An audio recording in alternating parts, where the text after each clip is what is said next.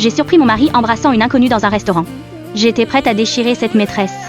Mais quand j'ai vu sa jeunesse, his wonderful smile, une vague de défaite m'a submergée, humiliée, je me tournais pour partir. Elle m'a arrêtée et m'a proposé d'échanger nos histoires et de devenir amies. To conceal my identity, j'ai menti et lui ai dit que j'étais veuve et je me suis parfaitement intégrée dans sa vie. The lendemain, je l'ai revue, j'ai commencé à sonder sa vie amoureuse. Elle a probablement pensé que j'étais voyant, mais j'ai finalement confirmé qu'elle sortait bien avec un homme marié. Cette fille April m'a dit franchement que cet homme trompait sa femme parce qu'il s'ennuyait d'elle. Pour reconquérir mon mari, Robert, j'ai acheté de nouveaux vêtements et changé de coiffure. Il est rentré à la maison très remarqué. Il est aveugle. Son indifférence totale a transformé tous mes efforts en une véritable blague. J'ai même essayé des techniques d'intimité que j'avais apprises dans des livres, mais elles ne fonctionnaient clairement pas. Ironiquement, mon mari me tenait à l'écart depuis un moment.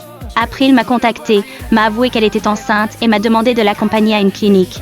Je l'ai arrêtée et ai montré ma cicatrice. J'avais une fille, morte dans un accident de voiture, et depuis lors, je vivais dans un remords incessant.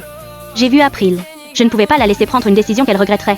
Je me suis présentée à l'entreprise de Robert avec mes bagages, prête à divorcer, mais il n'était pas là. En revanche, sa secrétaire a laissé échapper un secret bouleversant. Elle entretenait également une liaison avec Robert. Le jour où ma fille est décédée, ils couchaient ensemble chez nous. En entendant ma fille et moi rentrer plus tôt que prévu, Robert fit sortir sa secrétaire précipitamment par la porte arrière et elle oublia de fermer celle du jardin. Apprendre la vérité m'a ébranlée. Longtemps coupable, je hais désormais.